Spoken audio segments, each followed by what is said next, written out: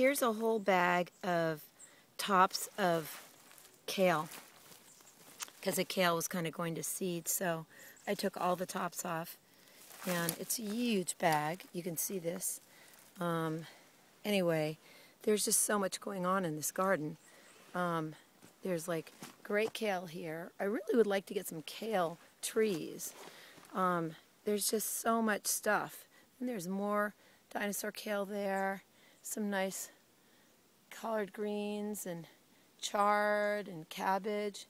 We have a lot that we haven't done. There's rosemary. But this whole thing is like filled with potatoes. I just pulled a bunch of potatoes out of there. This is arugula, really nice arugula. I don't know if it's rocket arugula. That's gone to seed. I can take that out. That was some kind of a salad thing. Here's some more chard. You can see that's a decorative plant. And then all this in here, I think that's turnip greens or something like that. And cabbage, you can see purple cabbage, more potatoes. Here's where we cut off all the tops of the kale. I wonder what's going to happen. And then here's, collard greens, more potatoes back there. These are more, this is a beet, this is some chard, and then we have some beautiful beets. This is a new crop of collard greens, I think, and these little things are chives in the middle. This is a huge amount of turnips. I did not even know what these were, and I planted these right at the beginning of winter, and they've grown really nicely. This is Swiss chard, beautiful Swiss chard. Swiss chard really loves the rain. Here's a carrot that popped up. And then this is a beet, believe it or not. This is a beautiful beet. And there's some more beets right there. They look a lot like chard. You can eat them like chard. More potatoes. The potatoes grow in almost anything, although you really want to, they really like you to put them in like super composty soil. Like this stuff was all a bunch of potatoes I buried up, and this came from the yard, like years and years of just compost. There's all the potatoes. We have some purple ones, red ones, white ones. I took the purple ones in the house. There's a big potato in the corner, and some more potato plants, more turnip plants. I love turnips. Some arugula, and this is all broccoli. It's looking beautiful. This was just an idea. Beautiful yellow chard. This was just an idea of mine. Instead of growing cover crops for the winter, I thought I'd put some, some more greens in and some cabbage, and wow, it's really turned out fantastic.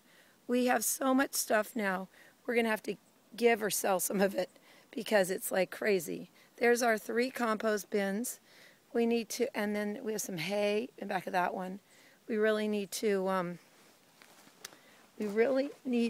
go and get some horse manure for those composts. They're not doing so well. They're not really hot enough. And then here's the newest addition, a pear tree. This is a Sakal pear.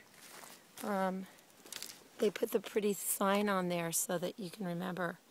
And we just planted that. And I hope it'll do okay. It was sitting for like a week or 2 weeks. Look, there's something in the side there. And then we've got our trees in the back. We've got a tree right there that needs to be planted still. And it was blooming when we got here, and it sort of stopped because it didn't have any water. And then, let's see, going in the other direction, we just planted this bosque pear tree.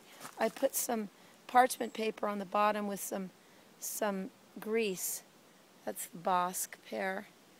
Nice pear. We put the parchment paper in, and that keeps the bugs away. I'm going to go around. This is a persimmon tree. It's a Fuyu persimmon tree. And it does not look like anything's happening now. But this is that tree. And then we have our tree garden, which is, let's see what we have here. This, oh wow, this is a dwarf peach tree. Okay, I don't know why I got dwarf, because that means less peaches, but oh well. They don't even give as much peaches. I need to get more big trees, not dwarfs. Somebody ripped this off. This is a Gravenstein apple, or no, this is a pink lady. And you can see the little buds. There's some things happening there. I'm going to take this ground here and put manure, chicken manure, all over this ground so we can plant in here. And wow, look at these beautiful flowers. And whoa, this is our Fantasia nectarine. And I don't even think it is a dwarf, which is yippee, because it is gorgeous. Look at this. I just have to go around and look at this. It's like fantabulous. I've never planted a tree before and had it grow. So that's cool. It's beautiful. And, gee, if that's a dwarf over there, we can probably put another tree in, because this area is all enclosed, and it's helpful if we could plant some more trees in here. I think we could even open up this whole area. We have a drainage that goes down.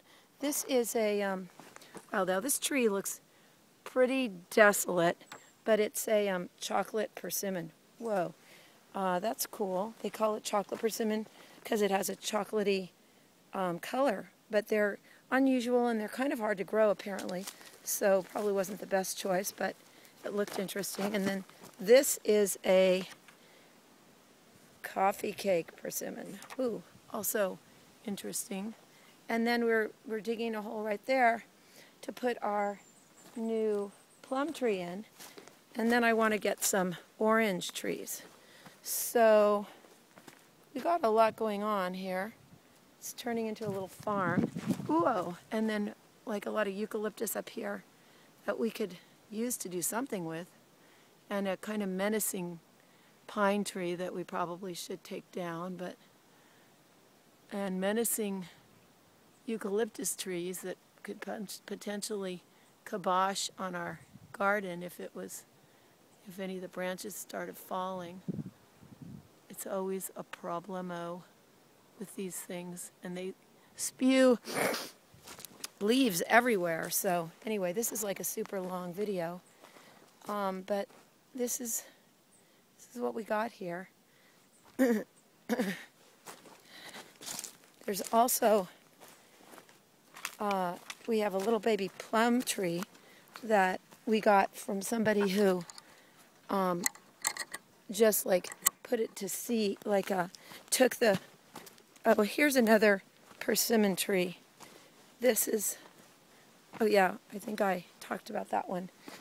But somebody had made some plum tree shoots, and they gave us one, and we thought it died, but compost does not look that great. Anyway, oh, there's a nice potato. And here's our tree. Whoops. That's our little plum tree. And it's looking better, but when the summer comes, it's going to have a hard time. Okay. Well, I don't know if you can see this, but I just wanted to say thanks for joining me. And here's a nice view.